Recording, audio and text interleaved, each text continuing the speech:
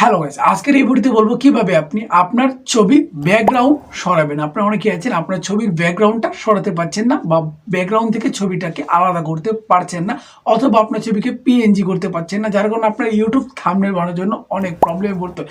দেখেন, আজকে আমি দেখাবো যে কোনো ব্যাকগ্রাউন্ড আপনি কিন্তু সহজে আপনার ছবি থেকে সরাতে পারবেন বা মুছে ফেলতে পারবেন। কিভাবে করবেন সেই সম্পূর্ণ প্রসেস কিন্তু আমি ভিডিওতে আপনাদের দেখাবো, তাই ভিডিওটিকে অবশ্যই আপনারা লাস্ট পর্যন্ত দেখবেন। আমাদের চ্যানেল নতুন হয়ে থাকলে অবশ্যই আমাদের চ্যানেলটি সাবস্ক্রাইব করে পাশে থাকা বেল আইকনটি বাজিয়ে আমাদের পরিবারের সদস্য হয়ে যান। চলুন তাহলে আপনাদেরকে মোবাইল স্ক্রিনে দেখিয়ে নিই কিভাবে আপনারা ছবি থেকে যে কোনো ব্যাকগ্রাউন্ডকে সরিয়ে আপনার ছবিকে পিএনজি টাইপ করে নিতে পারবেন।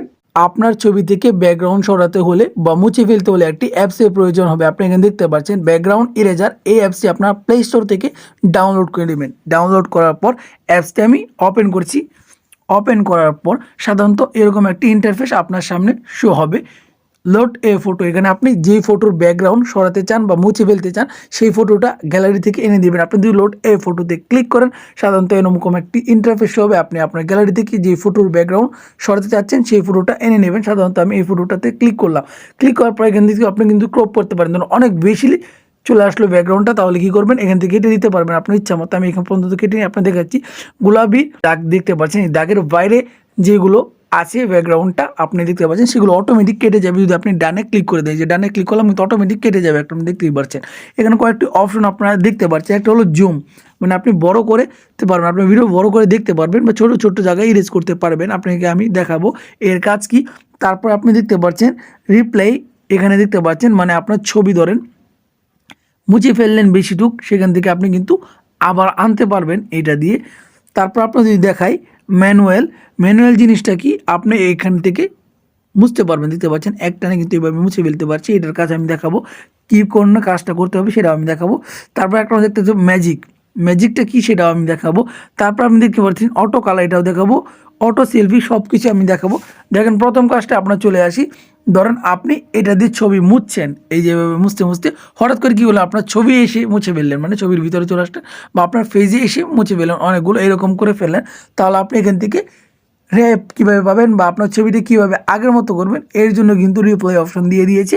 সেখান থেকে আপনি কী করবেন, রিপ্লাইটি যদি ক্লিক করেন তাহলে কিন্তু আপনার এরকম একটি অপশন চলে আসবে। এখান থেকে আপনি বড় করতে পারেন, এই সাইডে যদি একটু বড় করে এখান থেকে বানান তাহলে দেখতে পাচ্ছেন আগের মতন হয়ে গেছে। এটাই মূলত এখানে দিয়ে দিয়েছে আপনাদের সুবিধার্থে।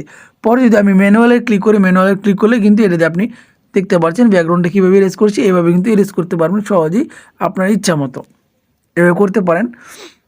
তারপরে আপনি ধরেন রিপ্লে অপশনটি ব্যবহার করতে চান না, অথচ আপনি ছবি এখানে মেরে দিয়েছেন কিন্তু আপনি এই রিপ্লে অপশনটি ব্যবহার করতে চান না, তাহলে আপনি কী করবেন, এই যে দিতে পারছেন একটা তীর আইকন আছে, এখানে ক্লিক করলে আগের মতন হয়ে যাবে।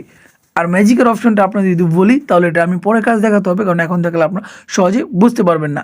আর অটো কালার যদি আপনি ক্লিক করেন তাহলে এই কালার যতটুকু আছে সাদা, যদি একদম সাদা কালার থাকে তাহলে অটোমেটিক ওই কালার নিয়ে যদি আপনি বসান তাহলে চলে যাবে।